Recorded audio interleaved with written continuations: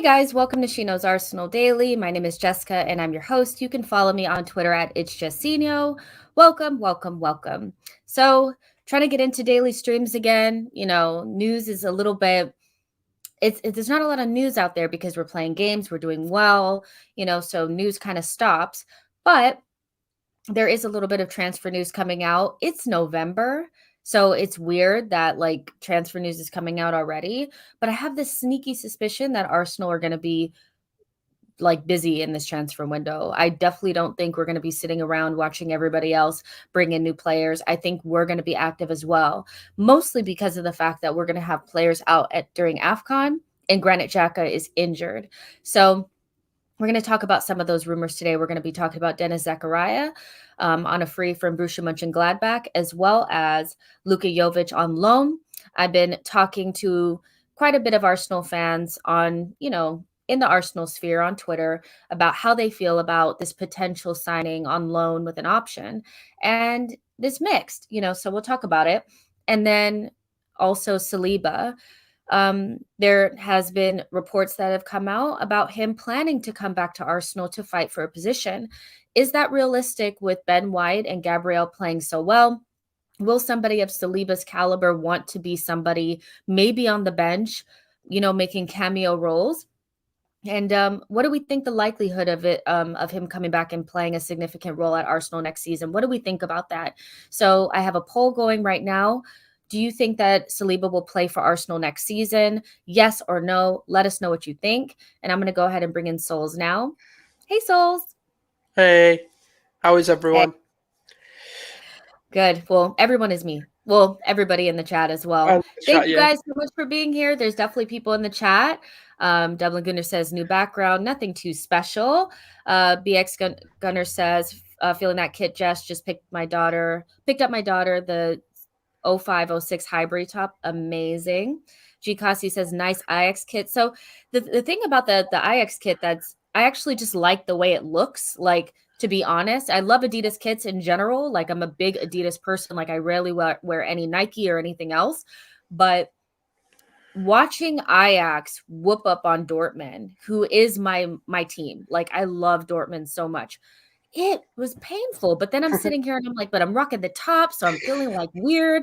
But I've always liked Ajax, and watching Haller look good for them after looking so bad for West Ham kind of shows you that players can have redemption, if they just go to another place and show their quality. But it is a weird one for me. But ultimately, I love this kit, and I'm going to start like trying to collect more Adidas kits from other teams. Obviously, in other leagues, I will never get another kit from another Premier League side.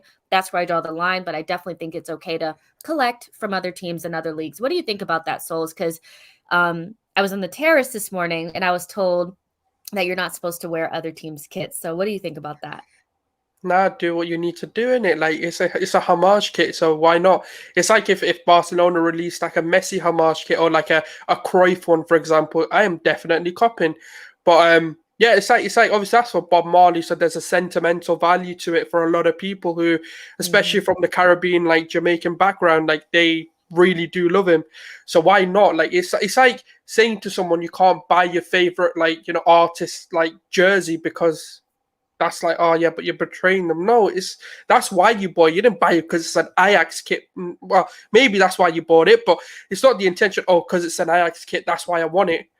Like, It is what it is, isn't it? if I So like it, I if you like guys it. have I don't care. exactly, you guys let me know in the chat box really quick. What is do you have a favorite kit that you bought over the years? Let me know what it is. And if you have any suggestions for me in the next couple of weeks or months, like, is there a kit that you've seen that you're like, hey, I recommend that? Let me know. I have most of the Arsenal ones, but yeah, let me know what you guys think. But Sunil says that this January window seems like it's going to be a relatively big one for most clubs. I do feel like that as well. I think there will be some movement in the window. And I want to thank Paul Harrison. I think you've been following me on Twitter for a while. I think we're following each other. Thank you so much for becoming a member. I really appreciate it. We do Tactical Tuesdays almost every Tuesday, breaking down the tactical aspects of the games that we play. And then there's other member streams and things like that. Thank you so much for joining. And if you're not a member, consider joining because, yeah, it's great. So let's get into it. Let's get into the meat and potatoes of this whole thing, right? So it's November, transfer rumors are coming out. Most of the time, it's not so much about like, do we think that this is a realistic thing? We just kind of talk about it in general. We do, we could probably say 95% of transfer rumors are not real, but we still talk about them, right? So let's start off with you, Luka Jovic. He's a 23-year-old Serbian player that's a striker. Originally from the Bundesliga, like that's where I learned about him. And I thought, when I first saw him, I thought, this is somebody that I'd want at Arsenal. I actually really, really liked him. He, in 2018, 2019, he scored 17 goals and had 6 assists. And then that season, because it wasn't just him, I think it was him and I forget what the other guys, I know it's Kostic, Jovic, and then the other guy that ended up going to AC Milan, Rebic, I think, was it him Rebic, as that's it. well? Yeah, Ante Rebic, that's Oh, it. Yeah. and Hilaire as I was well. thinking He it was was there Haller as well. with Yeah, I was them. thinking it was a Haller. I thought it was Haller, but I thought he played for a different club, but it is him. And yeah, Tadic, Exactly. yeah, he was amazing as well. And that was the season that I think Real Madrid decided to try to poach Luka Jovic. And I'm thinking to myself, this is too early for you. Because at that time, he was like 21 years old. Long story short, he hasn't really been playing a lot of games. And they actually last season had to loan him back to Frankfurt. And he did score goals, like 4 goals while he was there. But ultimately, it seems like his career is at a standstill. We have a thing with Real Madrid rejects, Ceballos, Odegaard. It's up to you to make a decision on how you feel those have went. But why do you think these rumors are coming up now? We have a ton of strikers. Maybe there's an idea that Lacazette or another striker might leave in January. But for you, why do you think that this rumor is coming up? Do you think it's agent led? What is your thought on that? I think with the Luka Jovic one, it's not necessary. I think it's just to indicate that Arsenal are in for a striker. And I think it's media talk just to put two names together. Oh, Arsenal need a striker. Let's put Jovic into that. I think it's a bit of media talk, but also it confirms what we know, that the club are looking for a midfielder and they are looking for a striker.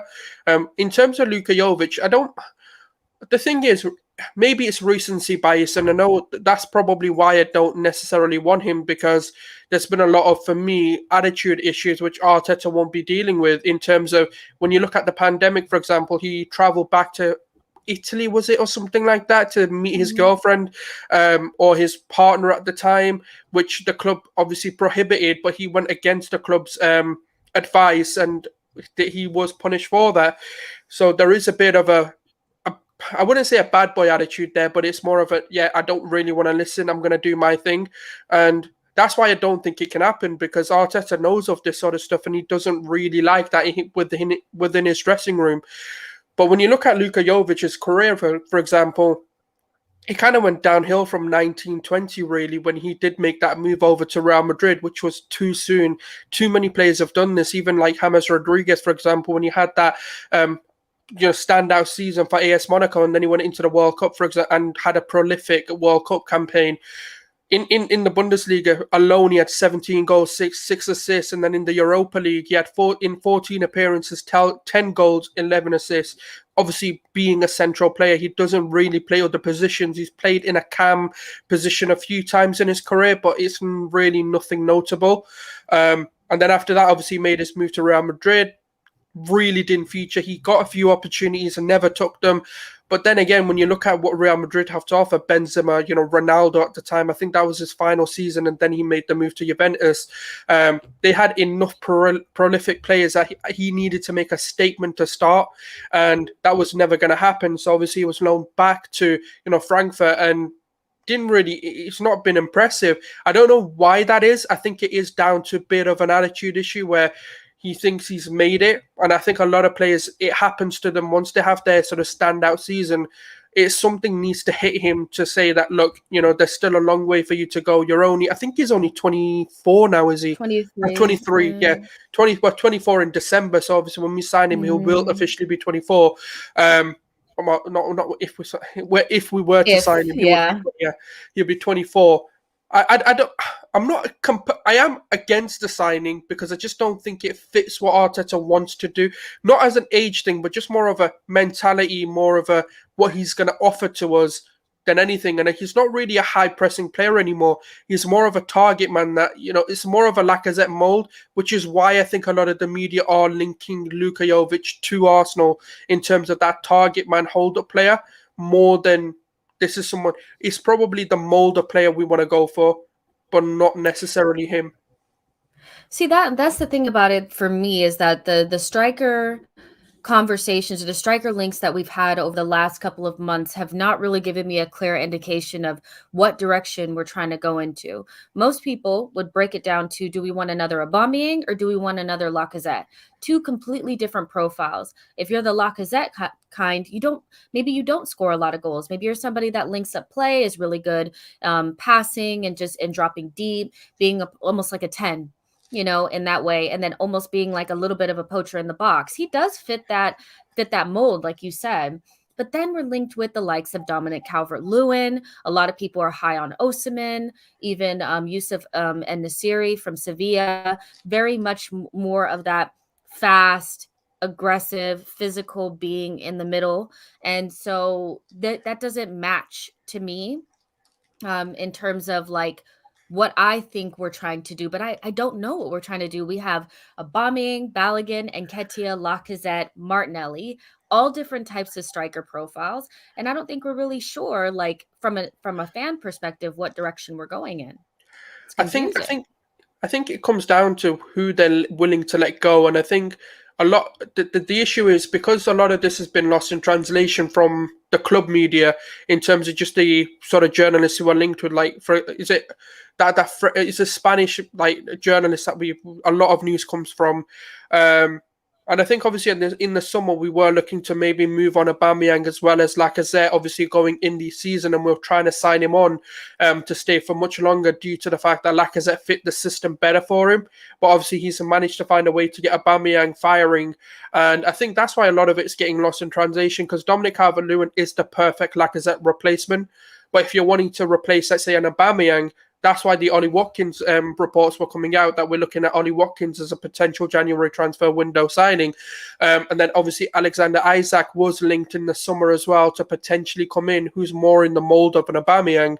So I think it's more of who we are getting rid of. And I think the club's focus is, look, Lacazette's not likely to sign, even though there's rumours that we potentially could be giving him an extension.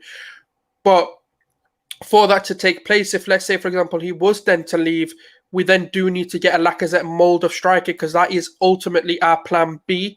So if we're continuing with, and obviously with the Nketiah news coming out that we could potentially be signing him on, then we don't necessarily need an Isak or an Ollie Watkins, but we could be going for a Calvert-Lewin or a Jovic style striker. So I think it's more upon how we get these contracts down before we'll get clarification on who we bring in. Dublin Gunnar makes a really good point that maybe the confusion around what profile we're looking for is more of an indication of the club looking for two. Maybe there is if Lacazette goes, we'll look for somebody that can fill in the Lacazette role. If Aubameyang maybe for some reason leaves, I personally feel like Aubameyang will run his contract down. But we're also not sure about that. Anything can happen. You never really know. So maybe they're looking for two. It's interesting because I was on Twitter earlier, and then when I was on the terrace, I was asked the same question: would you prefer to spend 80 million on Osimhen or spend 80 million on both Ollie Watkins and Tony? And I was like, oh, that's a weird question to ask, but I think ultimately it depends on who leaves, who goes. And personally, I don't think if you were to bring in two strikers, you would want two strikers that are quite similar. Ivan Toney was the replacement for Ollie Watkins. He's pretty much the same guy. But if you're asking me if we're going to need a Tony and a Osimhen, potentially, if some strikers go, then that's something that you could see, right? Oh, it is a good one. For me, I would take Tony and Watkins. I see them differently because Tony is more physical in my opinion, and Ollie Watkins is more of let me play off the shoulder. Whereas with Tony wants to get into those physical battles, or is willing to do that anyway if needed. But he's also got that. This is what I mean. I want someone in the mold of both. That's a combination of the two of Aubameyang, what Aubameyang has to offer and what Lacazette has to offer. That's why I've been a very big fan of Tony because he can do both. He's got the pace to get in behind, but he's also got the physical attributes to be able to take on a battle. And let's be honest, he's battled every single top centre back in the only team that they yet to play is Man City. So, but he's taken on Van Dijk. He's taken on the likes of even. Arsenal, he did a very good job against. And in the Premier League, he's yet to be found out whether he can be found out in terms of the physical strengths. And for me, that's the option I would go for because I see Ollie Watkins as more in the mold of an Aubameyang Martinelli type, and I see Ivan Toney more in the sort of Lacazette and hold-up player if we were to bring him in.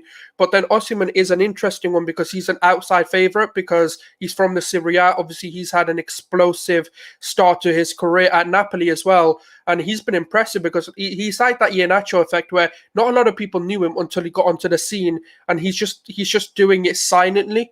And he's just a silently good player. And so, yeah, it's interesting. But would I want to spend £80 million on him alone? It's a big gamble. And we've done okay with gambles, and that's my issue. Yeah, it's been hit or miss for the bigger players that or the bigger price tags for us.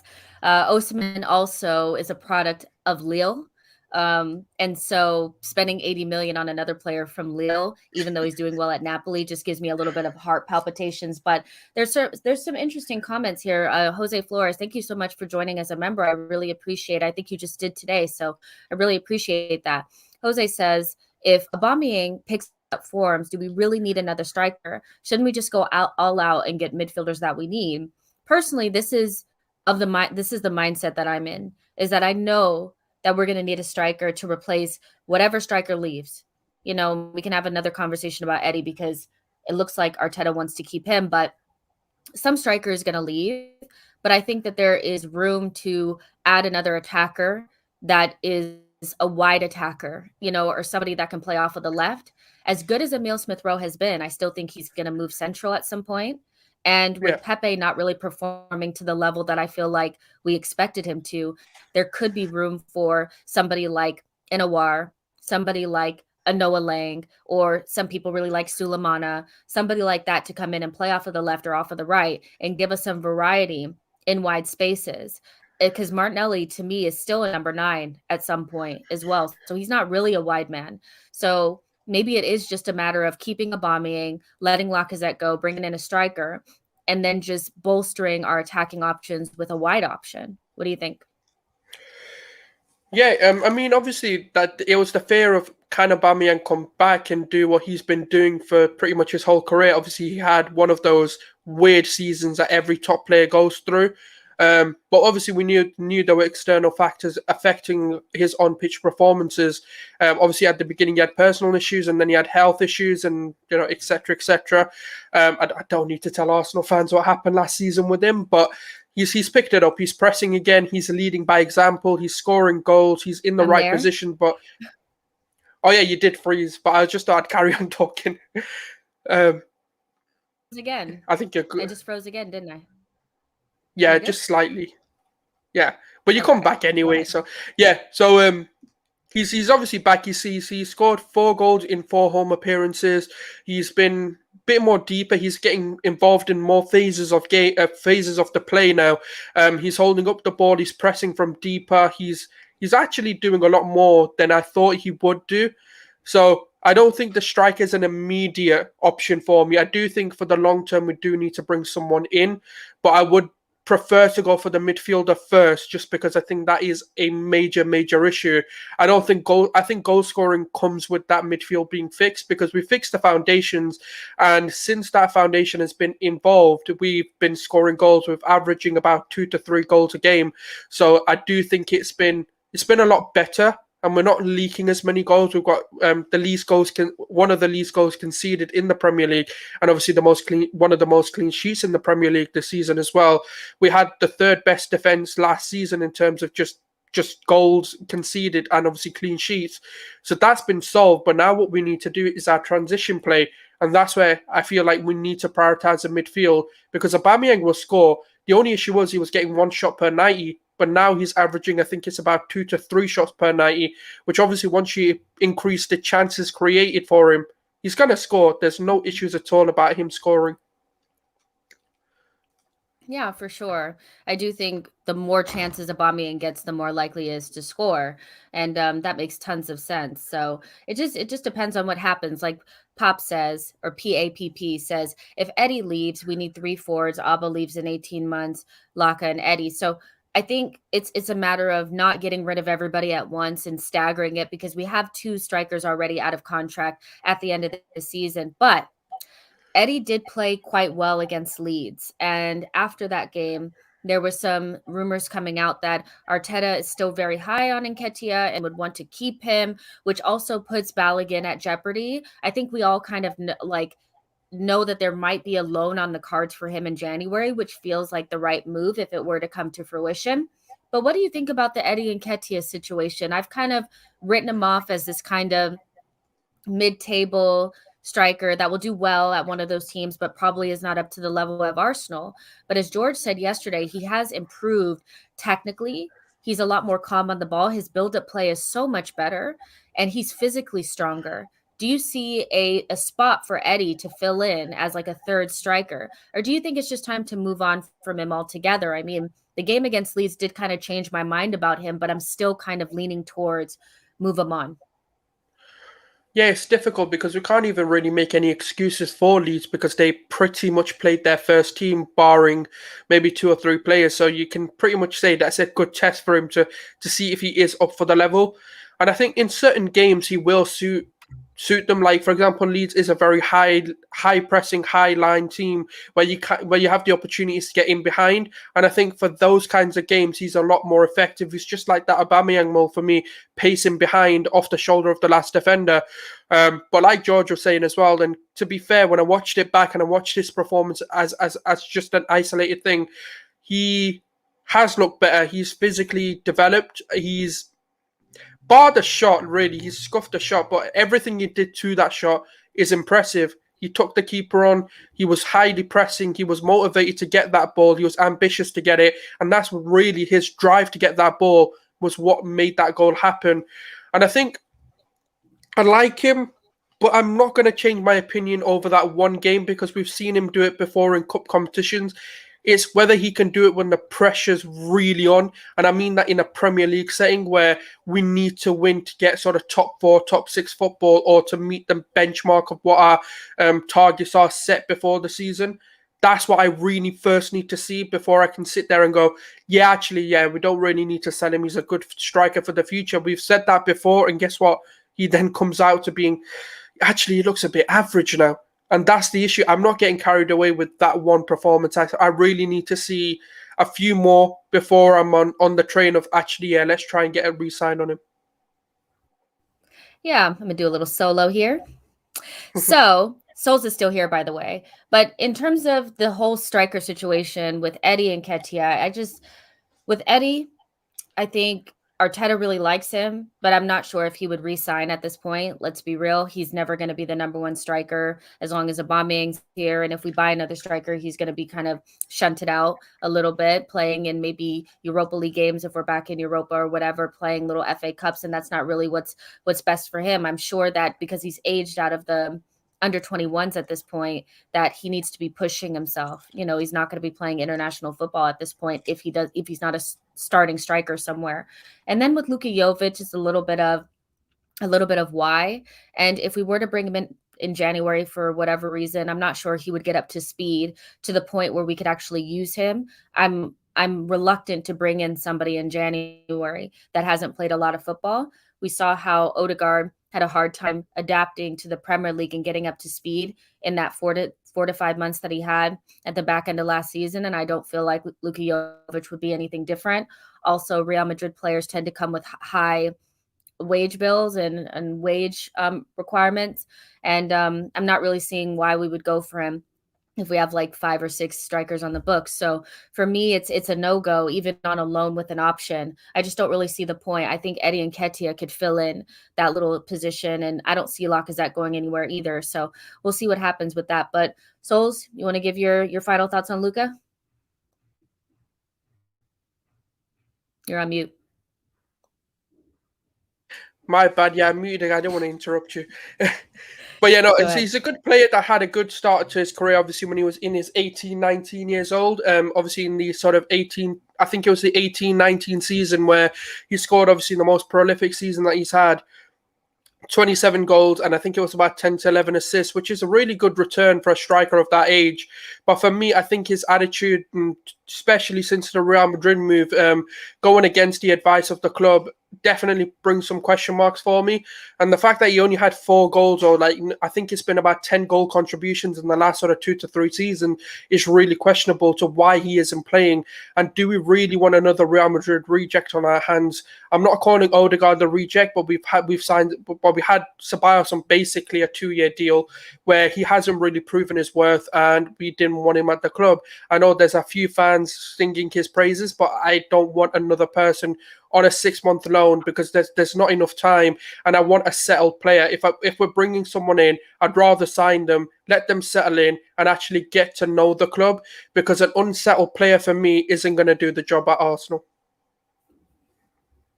100%. Yeah, I couldn't agree more with that. And yeah, so you guys let us know in the chat box what you think about Luka Jovic, what you think about Eddie Nketiah. Has your mind changed on him?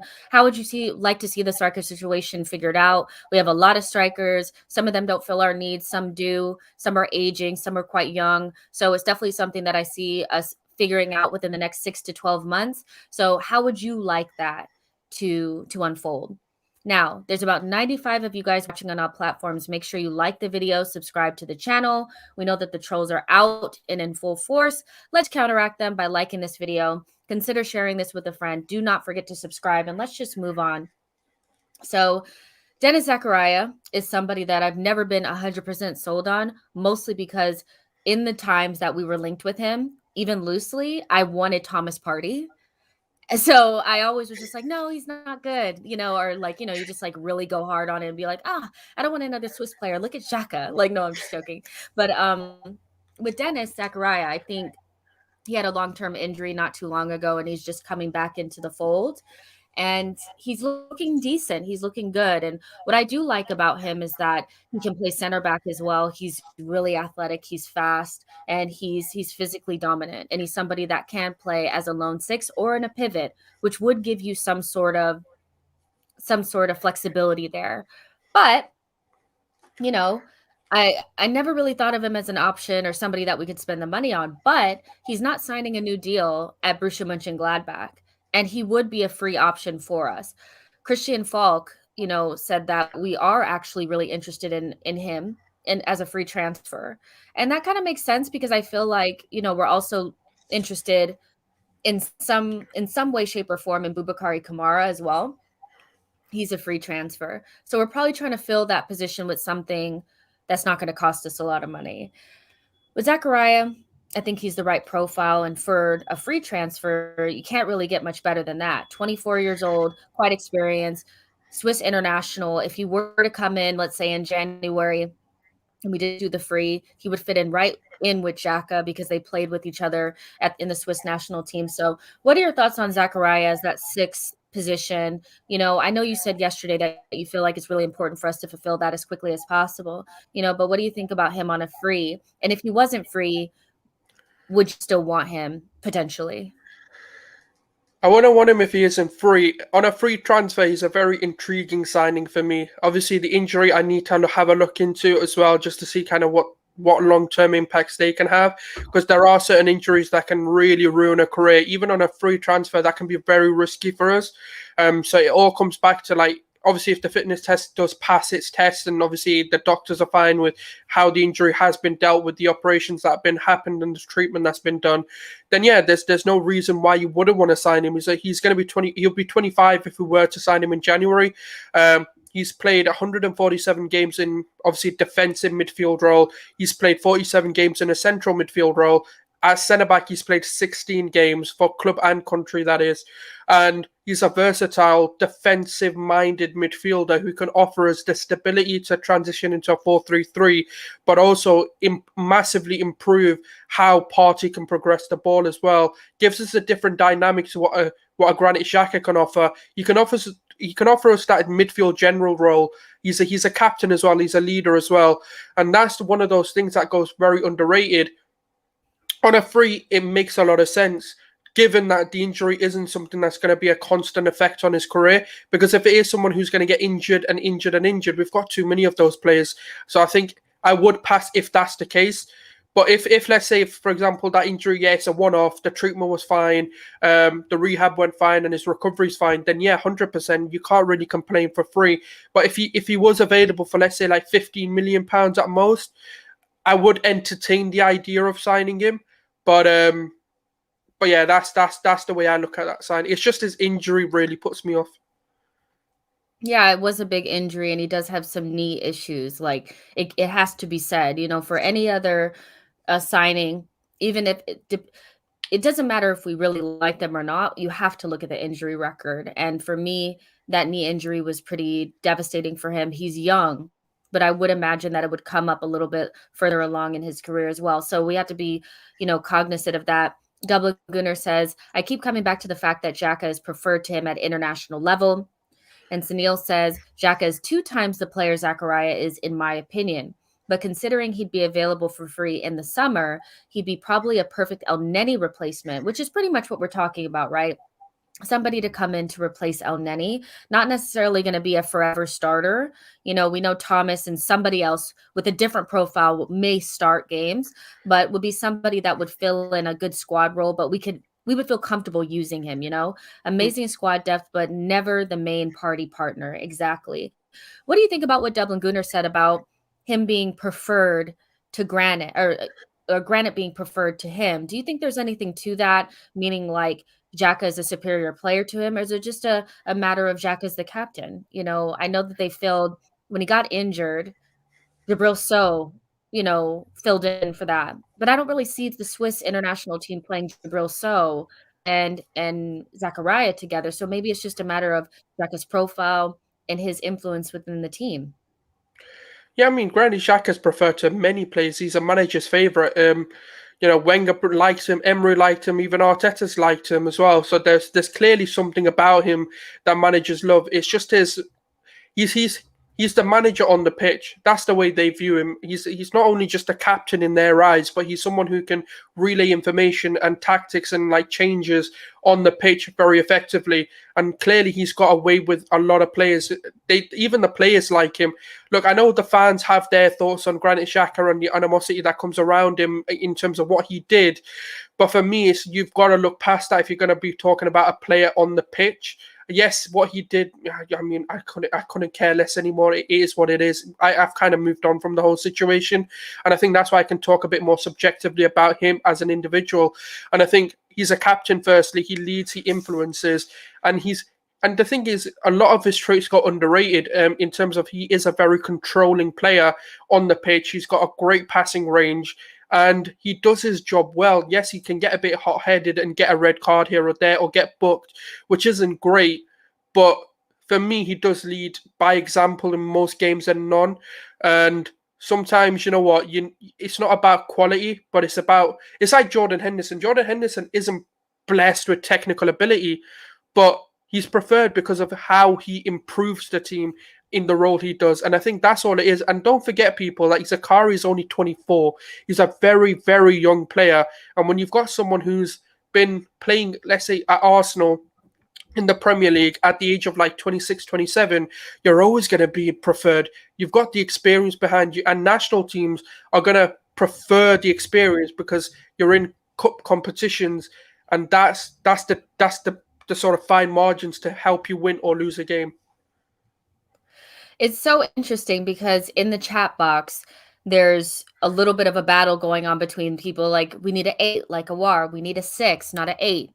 We need both, you guys. I think we need somebody to replace Granit, that's going to be an 8, and then we need a 6 as well to replace El Neni. So I think we need both profiles, but we're fighting because amongst the fans, because I think what people want to see is somebody a little bit more progressive in midfield, and somebody like Zakaria. Even in the summer when we were talking about Basuma and Party was looked at as really defensive, so they want to see something else. Then it was, okay, well, let's try Thomas with basically two tens, and we know that it doesn't work. So personally for me, my ideal midfield would involve somebody like an Aouar. That's also somebody like a Donna van der Beek, somebody who can kind of be a little bit deeper, can do a couple of different things. They can play in a couple different positions, but also Thomas Party plus a 6. That would be my ideal midfield, but we definitely need both. But while we're on the subject of Aouar, there are rumors that we're still interested. Bum, bum, bum, again. And I'm just thinking at this point, should I get off the pot? If you want him, go get him. Some people are saying he's on a downward spiral. Leonide is saying he's on a downward spiral. I've heard other people say that he's to his scintillating best. I know that he's been playing in the 10 role. This is somebody who can play 10, left wing, left midfield in a 3. He can also play in a pivot, depending on who you're playing. He's very versatile, but then there's also the conversation about what is his mentality? Is he going to have a strong enough mentality for Arsenal? Where do you sit in terms of Houssem Aouar at this moment? This is somebody we've been linked to for what seems like forever. Nobody else is going after him. There's clearly something there. I don't know if it's agent related or what, but what are your ideas on Houssem Aouar? Is he somebody that you'd still be interested in coming in even now? 1,000%. I don't know what the downward spiral things are about because his returns are great. 50. I mean, as a midfielder who plays deep or plays the attacking midfield role, for example, this season alone, he's played 9 games in attacking midfield where he's had a return of 5 goals, 2 assists. He's also played a central midfield role, and he also plays on the left mid for Lyon as well. So for someone who does have to change positions quite a bit and does have that, deeper responsibilities in games as well, I don't think that's a bad return for him. And I think we do need a versatile midfielder. We need another ESR mold. But then in the same breath, for me, it's like if we get Aouar, he's the perfect 8 advanced playmaking in a midfield 3 for me. Or you can put ESR in that role and then have Aouar playing in that sort of left wing role to help Kieran Tierney's defensive deficiencies. And when I say Kieran Tierney's defense, I don't mean he's bad defensively, but I just mean the way he wants to bomb forward.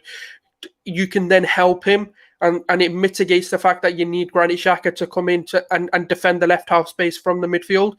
So for me, that's kind of why I'm in favour of the Aouar signing, because he offers us so much more than what we could be getting. The attacking midfield role, all right, if we get an injury there, we can play him. If we've got a deeper midfield role issue, we can play him. If we need someone onto the left-hand side who can be a bit more creative just to dominate more games, we can play him there. So for me, it's just he fits all molds and he plays him very, very good at a very high level. It's not like, if you play him in attacking midfield, he drops in performances, or if you play him in left mid, we'll lose his, certain traits. It's just he's very effective in all those positions. Yeah, and it kind of goes back to what O'Malley is saying about Arteta preferring players that can play in different different positions, all of that. And he definitely fits that mold.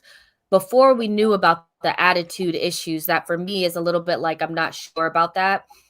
He was looked at somebody that was kind of like a City-like player. He's technically secure. He can beat a man. He can pass. He can do so many things. Now, I've been talking to my friend Io about this as well. He has questions about whether his quality will transfer to the Premier League. We've had some issues in terms of players coming from the French league over to the Premier League. Do you think that that's something that might hinder Aouar, not having that extra second, to think, and the physicality of the league? He's not necessarily the biggest, but that never really stopped a Bernardo Silva, David Silva. It's never really stopped players before. So what do you think about him being able to adapt if we were to bring him in? He will. It will take him a bit of time, obviously, just like any player that comes from any league into the Premier League. It takes them a few months to adapt because the pace of the league is high. It's like triple what you see in Liga and triple what you see in La Liga. Those sorts of leagues, when I say they're slower, I don't mean that in an offensive way, but I mean that in a sense of they're very more tactical. It's very much more of a chess game between managers, and it's tactics versus tactics more than player versus player. And I think it will take him a few months or maybe even a season to fully adapt and to get the full strength. But for me, it's how many phases of games he can actually influence. Like dead ball situations, he's a very, very good free kick taker, for example. So that's dead ball situations you don't really need to adapt for. He's someone for me who can pass quick. He's a very two-footed player for me as well. And that for me, it takes a bit of time for everyone to adapt, but he's got the attributes and the traits that mean it'll take him less time than what a normal player would take. It's like Bernardo Silva adapted very quickly due to having certain traits. He's a very press-resistant player. He's played in the Champions League and the Europa League, and don't forget he bossed Man City. So that's an indicator to me that like he can do it. He will need time, and it's if you're willing to give him that. And I think the adaptation thing, yeah, that's with every player. There's a risk. Can they adapt? But until you don't take that risk, you'll never know. Look at Aubameyang, for example. He didn't need an adaptation period. He came in. He's the fastest to 50 goals, and we've never looked back since. 100%. So, going to give my final word on this. Zakaria is definitely somebody that I would look at on a free transfer. Definitely fits the mold for a number 6 that can play next to Partey or without him. I definitely think we still need a number 8, somebody in the mold of an Aouar. But, we're in need of both, but we'll probably get one at a time. And that's just how it goes. On a free, you can only get them on a free if you wait into the summer. So for me, in terms of priority, maybe you try to get Aouar just to fill in space in January. And then in the summer, you go after Zakaria. Do I think we could get him with all the competition? Yes, if we're in Europe. Europe is a big, big issue for me in order to get Aouar and Zakaria. These are two players that are already kind of playing in Europe or have played in Europe, so they'll expect that. But a 6 and an 8 are definitely needed, and I think Aouar and Zakaria would fit those requirements. Which order we get them in, I don't really care. They just need to come in. You guys know my preferred person would be Basuma, but I'm a little bit like, regardless of the allegations and all of that, let's be real. Do we really want to give Brighton another 50 million for somebody? I don't think so. Even 25, 30, 40 million, I think is too much. So if you could get Zakaria on a free, I would do it. And yeah, those are my thoughts on that.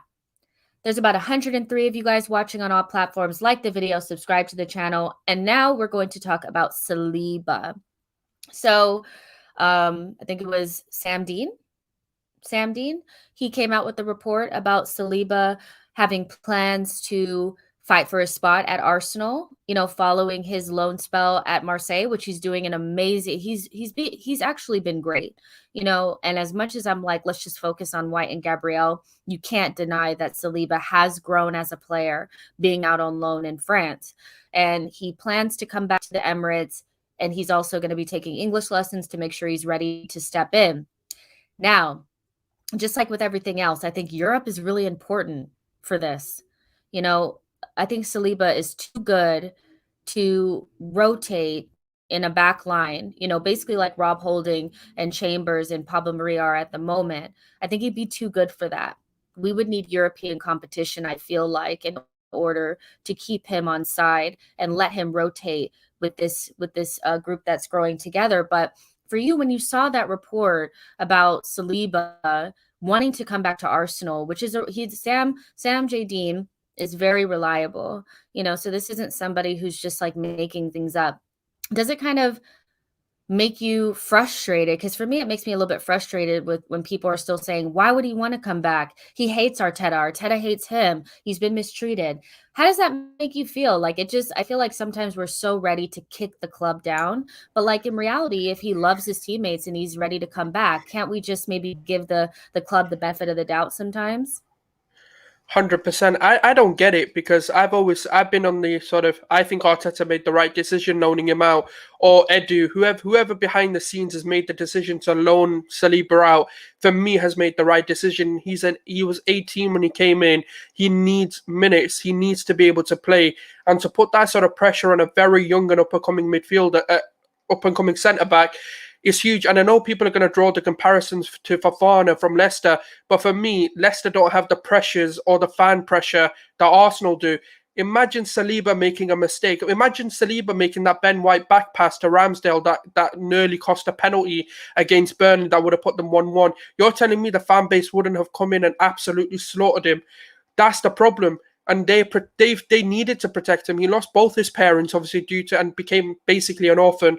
And they needed to protect his mentality. He said himself he was in a bad state and he wanted to go back home. And he obviously the club were pushing for him to be in the Premier League and prove himself in the Premier League, but he wanted to go back home, be closer to family, and fight for his position there, and obviously still maintain those minutes.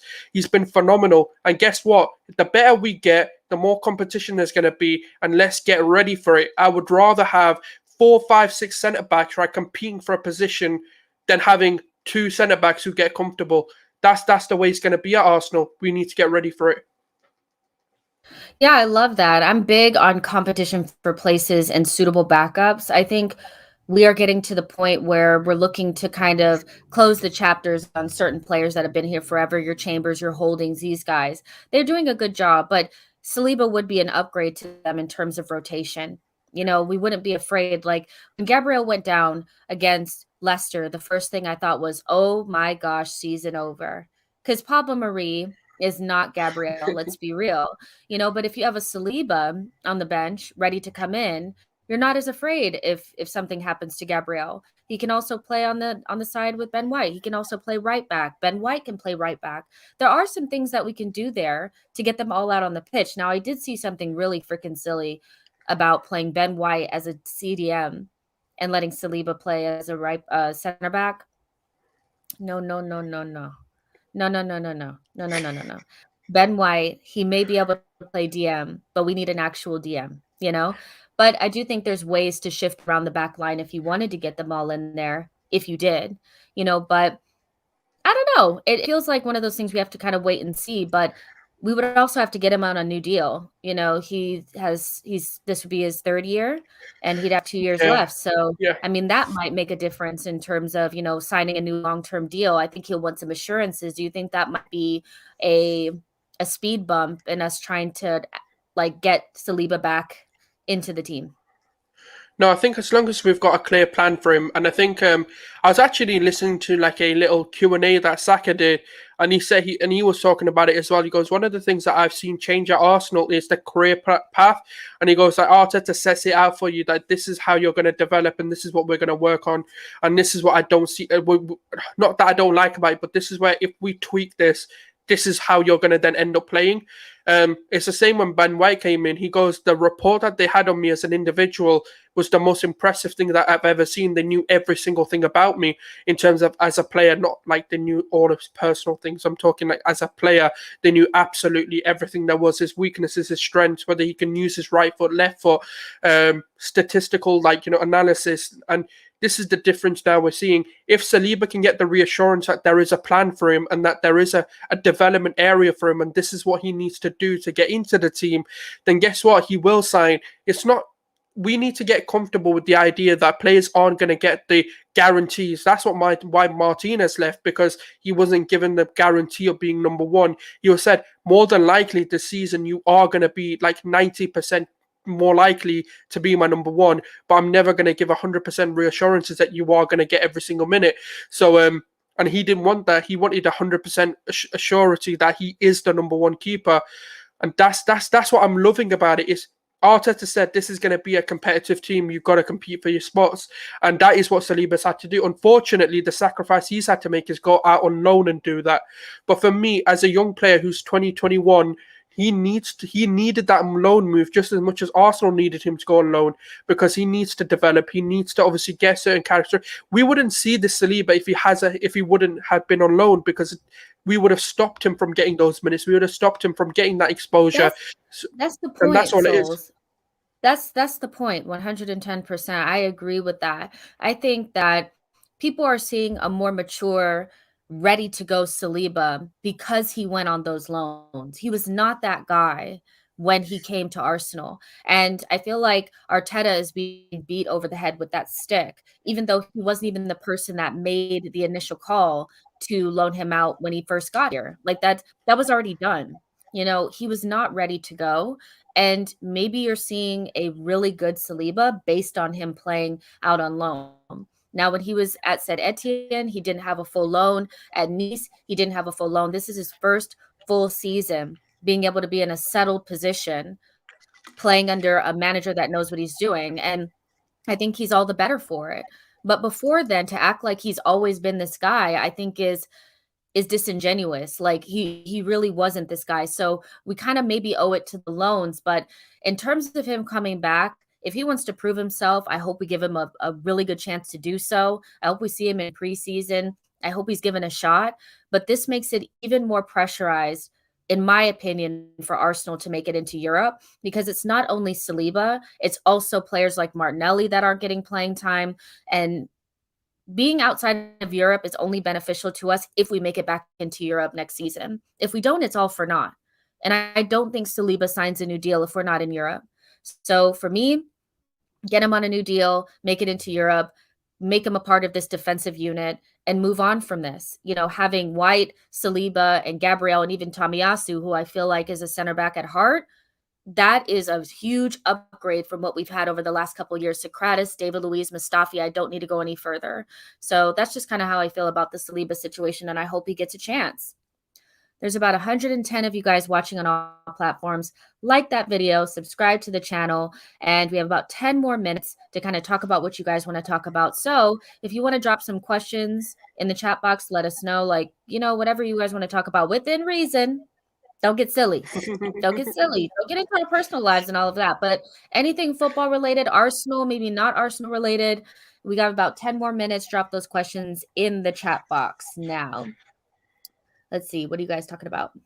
Io says he needs to continue to impress at Millwall. Is that Ballard? I haven't been to Millwall since I was 12, but I would go to watch Daniel Ballard. I mean, he's supposed to be a really good prospect, so if that's the other thing, is that we have some youngsters coming up quickly, that are going to want minutes or want answers and stuff. So it'll be interesting to see how we kind of juggle all of that. But Aziz, he's even looked at as somebody who could be coming back because he hasn't been playing at Portsmouth, which I feel is shocking because the Cowley brothers are there and they really, really liked Emile and used Emile at Huddersfield, but they're not using Aziz at Portsmouth. Do you think that that's an indication of Aziz not being ready, or maybe just a little bit of bad timing? What are your thoughts on that? Do you think we should recall him, or what do you think? I think the injury obviously really did affect him in terms of just getting them positions. I think that's the problem with very young players, is that once you get an opportunity, you have to keep it. But then once you get injured, you're out of the plans. Obviously, because he's a loan move as well, it's very difficult to guarantee minutes as well. As much as that's been obviously agreed upon in the loan agreement, but they don't have to commit to it. And for me, look, Aziz is a difficult one because physically he's there. I just think he does need that loan move to gain experience, to get those first team minutes and play, especially going to Portsmouth and playing in League One. It's very good for him physically to develop as well, because then he gets that physical exposure which the Premier League offers. The only thing you won't get is maybe the intensity of the Premier League in terms of the pressure and the pace that he runs in. But he definitely needs a loan move. I don't know why it's not worked out at Portsmouth. I've not really watched them, nor have I kept complete tabs on it. Yeah, enough of it, because he was injured, and then I kind of just I didn't lose interest, but I just stopped looking until I see what's going on. He's having a hard time getting minutes, and I think it could just be a little bit of wrong, like maybe not the right timing in terms of what the Cowleys need for Portsmouth, and then the injury and just the reality of moving up from the under 23s to first team football. I think some of it could just be that. And that's why when people are calling for the Patinos and, the Saladins and these people to play, I don't think they really get what that step up really looks like. And we have to protect these kids because we only get one chance to arrive in that first team.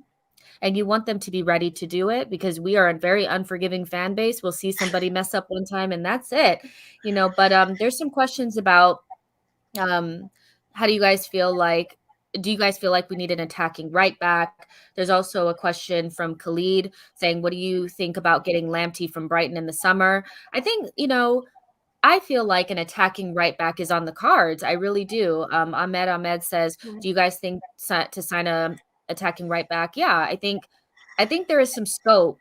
And I think there also have been rumors about us looking at an attacking right back. I've heard about Max Aarons, Lamptey. Do you want to give your idea on who you think would be a good attacking right back to bring in? Because I have somebody in my mind, and I can't wait to say it. It's not Riddle Baku either. That's George's pick.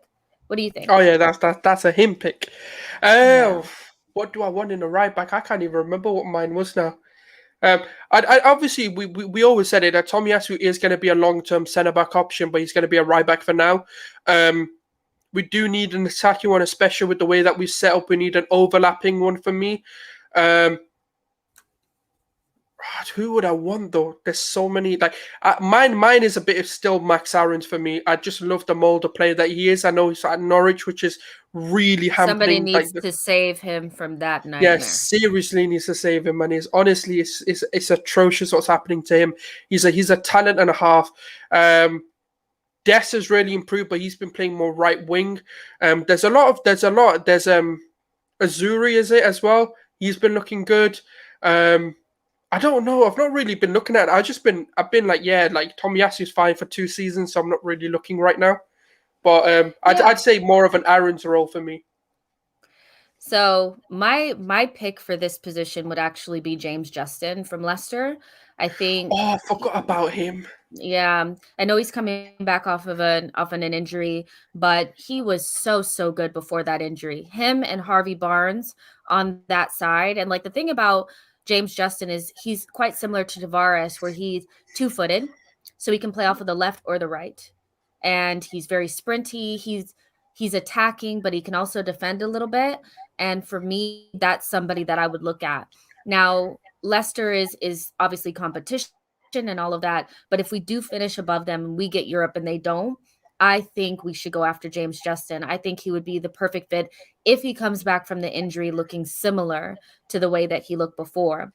Rida Baku is somebody that George really likes. He's basically like Bukayo Saka, but just a little bit like on the right-hand side. He can do so many things. He's a good choice. I've never seen us linked with him though. But in terms of Lamptey, for me, he's such a little terror. Like he really is. Him and Kukurea playing wing back in Potter's system is madness. It really is. I just worry that he's not good enough to play in a back four. I just don't think. Yeah, he's a wing back and we need a fullback, so for me, he's not the right fit, but I do think that he's a really, really good player. Liveramento is solid. I know that's a Chelsea player. But is he on loan? Isn't he on loan though? I So think he's it'll be on very loan. difficult to get him from Chelsea then. Unless he was Yeah, 30, then yeah, it'd be really easy. exactly. And then there was a question about, hold on real quick. I thought I saw something about, you guys have been doing so much in this comment section. I don't see it anymore. That I see Lamptey's. Oh, and Nkunku. That was the question. Did you see Lamptey's assist against Liverpool? Yeah, they were really good against Liverpool, but there was a question about Nkunku. Nkunku is one of my favorite players. Like, I just think he's so underrated and he's so disrespected. I think when Nagelsmann was at Leipzig, he didn't use him as much as I would have liked, but we know that Nagelsmann likes to rotate squads it's like a lot, and so he didn't get a lot of playing time as much as I thought he should. But that guy is mustard. He's so good, and I think he's about 25 now, so he's pretty much like in his prime. I would imagine that after the season he'd be ready to move. He was at PSG, another one of those typical PSG kids that don't get a chance, ends up moving to the Bundesliga, does a good job. So he's not somebody that I would want now, because I just don't feel like moving from Leipzig to us is what he would want to do. I think he'd want to do something a little bit more grandiose, if that makes sense. And he would cost a lot. And I think we could bring in an Aouar and do something kind of similar. So for me, I love Nkunku, but I wanted him when Emery wanted him at Arsenal. That's when I wanted him. He was like 22, 23 years old. What do you think about Nkunku? Like, just real quick before Yeah, we he get had off of another it. good game tonight as well against PSG. Very influential. They got the penalty at the end that tied 2-2 on that one. Um, yeah, I like him. I like the mold that he's got to offer. Obviously, he can play multiple positions within the attacking third as well. Um, he's got a very good goal return, which is something that we miss. We can even play him in that sort of cam role if really needed. So I do think he's got a lot to offer in terms of just what he can bring to the table. I wanted Nkunku as well when Emery suggested him, when he was still at PSG, because obviously Emery and him were at PSG at the same time just before the move happened, and that would have been the perfect time to bring him in. I think it was only costing as well like 15 to 20 million or something like that, which would have been a real coup for a 22-year-old up and coming. He's a phenomenon. And obviously, I do think the move to Leipzig was a very good move for him, because the development that Nagelsmann can bring, especially with that Leipzig side with Timo Werner there as well, was just a perfect thing for him. And I've said it, like Emery's got brilliant, brilliant talent ID. Even if you look at his Villarreal team, his Valencia team, for example, and even the players that he brought into PSG, they're very, very good players. So yeah, no, it's disappointing, because some of the players we could have gotten under his reign would have made us really good today. Because imagine Yeah, Zaha in this team as well. I don't even want to imagine. It was like Zaha, Thomas Partey, and Kunku. It just Aubameyang and Upamecano. Zaha. Well, Upamecano's looked really suspect for Bayern. I Yeah, can't but not lie, then though. Not when he but was not then. then. Yeah. Yeah, And then true. Saliba, Not don't then. forget, was an Emery talent. Like it was an Emery ID signing as well. Yeah, exactly. Like Emery had good talent ID. I just think it just didn't mesh and it didn't work out. But They didn't give well, it we'll him. see. That's why. Yeah, they didn't give it to him, and I think it's because they didn't really rate him like that. No, But I think he was a yeah, you fall guys. guy. Yeah, for sure. They wanted to go in a completely different direction from Wenger, and it just didn't work out. But hey, what can you do? There's about 120 of you guys watching on all platforms. That's amazing. Thank you so much, you guys. Make sure you like the video, subscribe to the channel. If you're just joining right now, just go back and watch it on replay. Go from the beginning. We did end up talking about Luka Jovic. We talked Nketiah, Lacazette, the striker situation, Zakaria, Aouar, and then Saliba. And then coming up to the back end of this conversation of just a little bit of Q&A. So you can watch this on replay. I will try to come back tomorrow and do another one of these dailies, trying to get back up to it. I just need some news to come out, but at the very least, I will be back on Friday to do a match preview for our game and match reaction immediately following the game on Saturday. So there will be some Sunday content now. coming out. Sunday. So yeah, but make sure you guys like that video, subscribe to the channel, share this with a friend, get in the comment section, let me know what you liked, what you disliked, all of that. Make sure that you follow She Knows Arsenal at She Knows Arsenal TV on Instagram. I got locked out of the other account. So She Knows Arsenal TV on Instagram. I'll be dropping some content on there, some reels and all of that. So yeah, I'll see you guys in the next one.